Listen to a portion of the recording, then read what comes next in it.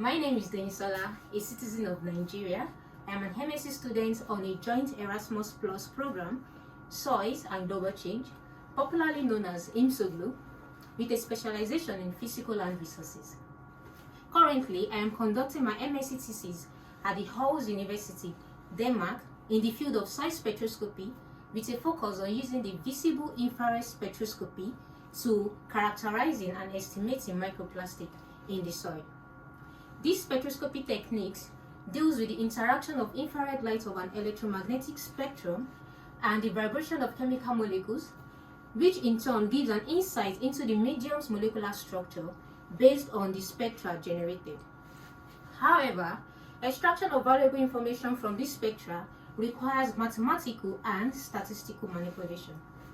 For my MSc thesis, a spiking experiment is conducted by adding different amounts and types of microplastics in two fractions, 2 mm and 1 mm, into soil samples of varying texture and organic carbon content sampled from 5 different locations in Denmark. The objective of this study is to estimate the actual microplastic content in the soil.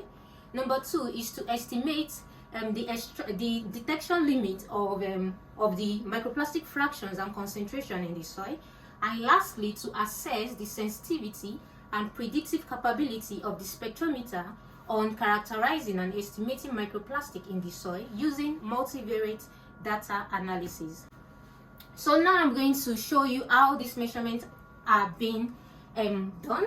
So I'll be demonstrating with a soil sample with low organic carbon content, and polypropylene has been added in 0.125 levels. So then, so this is the sample. It has been mixed. The soil and the polypropylene has been mixed thoroughly to achieve homogeneity. So then, a subsample is taken into this cup of the spectrometer. Then we ensure that it is leveled. Just so.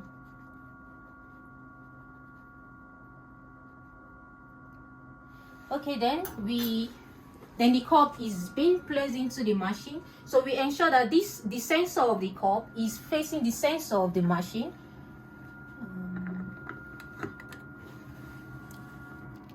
Then close.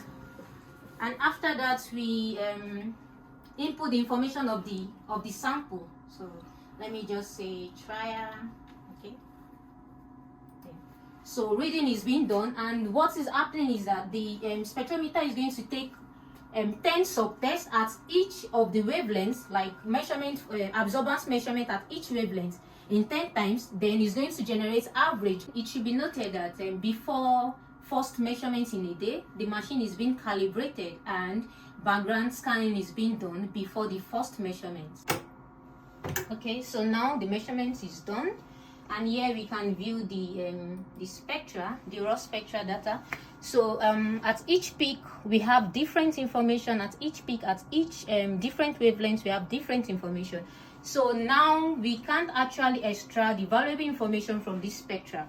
So what we do next is to pre-process. So we apply pre-processing, and this is done to remove any physical phenomenon as a result of light scattering. And there are different methods that can be used to pre-treat this data, which are standard normal variate, the multiplicative scatter correction, derivatives, and so on. So after pre-processing, then the actual analysis will be done, and this analysis based on the objective of the study. So for my own study, I will be perform the principal component analysis to achieve the objective on the grouping and detecting of the different types of microplastic and the concentration that has been added into the soil. And secondly, I'm also going to build a calibration model for prediction. I remain Danish, an enthusiast of data analytics and environmental sustainability. Thank you for watching.